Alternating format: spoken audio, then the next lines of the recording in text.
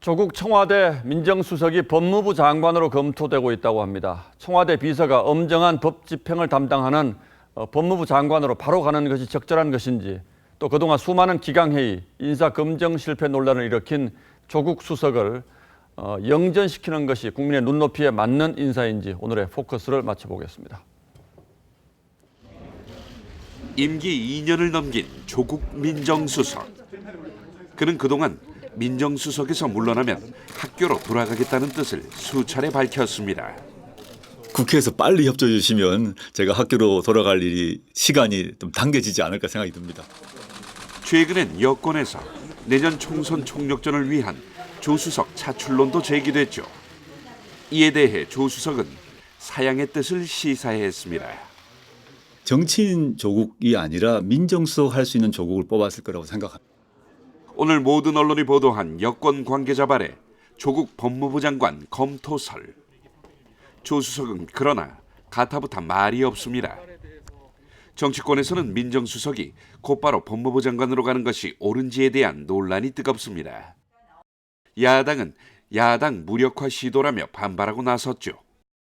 윤석열 검찰총장이 총대를 메고 조국 법무부 장관이 뒤에서 조종하고 야당 법박의 경찰이 앞장서는 석국 열차가 완성되는 것입니다.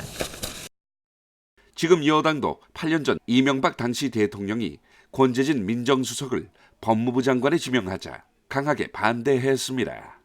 가지고 있는 법무부 장관은 청와대에 근무한 사람이 바로 가는 것은 부적절하다. 이게 우리 국민들의 대다수의 인식이라고 생각을 합니다. 사실 민정수석은 드러나지 않고 그림자처럼 일해온 게 관행이었습니다. 조 수석처럼 논쟁적인 민정수석은 없었죠. 조 수석은 민정수석이라는 임무에 최선을 다하기 위해 학교로 돌아올 때까지 페북을 접겠다고 선언했습니다. 하지만 안 접었죠. 대신 페북 접겠다는 그 글을 내렸습니다. 지난 1월에도 조 수석은 2017년 5월에 초심으로 돌아가 페이스북 활동을 대폭 줄이겠다고 했지만 지난 4월 국회에서 선거제 등에 대한 패스트트랙 지정에 반대하는 한국당이 국회에서 농성을 벌이자 조 수석은 야당 의원들에 적용될 수 있는 형벌 조항을 페북에 올려 수사 가이드라인을 제시했다는 논란을 일으켰죠.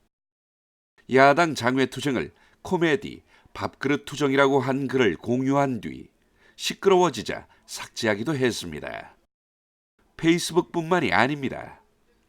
국민이 직접 뽑은 국회의 정당성에 의문을 제기하는 듯한 유튜브 발언으로 논란이 일기도 했습니다.